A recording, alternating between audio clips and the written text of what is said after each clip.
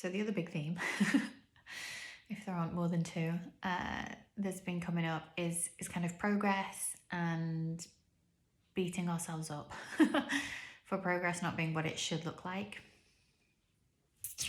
Ugh. I know I've talked about this before, like it's rarely linear. It's rarely linear. And I know who I'm not as a coach is someone who will just hold a client to a goal and kind of, keep them accountable and keep them on track to something. Like if you go off track, if you don't do the work that you said you're going to do, then we're going to look at that. We're going to compassionately meet that. We're going to see what's happening there, and we're going to pause and we're going to go deeper. It's not about kind of pushing past and saying like overriding what's at play. If there's procrastination, distraction, whatever, then there's a signpost there. There's information in it, and just plowing on. Like for sure, sometimes there's just do it. Sometimes there's just do it. But often there's just more information if we can slow down and go deeper. And when we can slow down and go deeper and see what's there, often we find something that is really precious, Often we find the fear of not achieving the goal. So I'm not going to keep trying because I'm scared it won't happen. And then what? Then who am I? Or the fear of reaching the goal. And then what? Life changes. You lose something that you love. What's the fear behind getting what you want? What's the fear behind not getting what you want? Often that's part of the procrastination. Sometimes there's something else, an old story that maybe belongs to somebody else, typically a parent.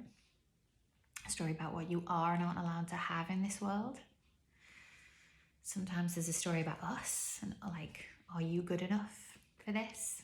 Do you deserve this? Are you allowed this? Who are you to have this? And like, these are precious parts of our being. Precious.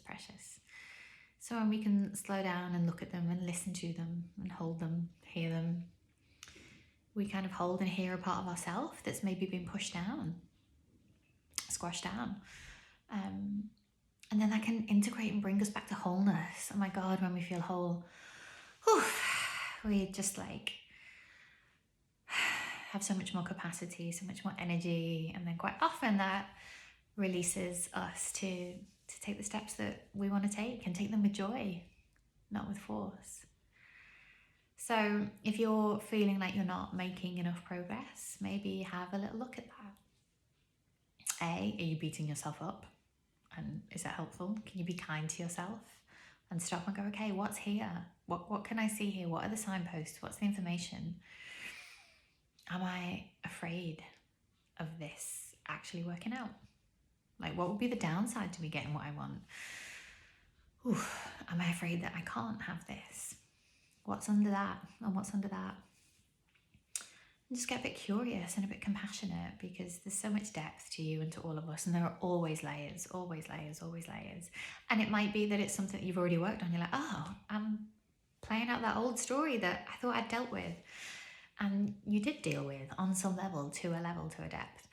And now it's coming around again for you to look at again and heal in a deeper sense. And sometimes that's the way. It's a spiral rather than a linear path. And that's beautiful.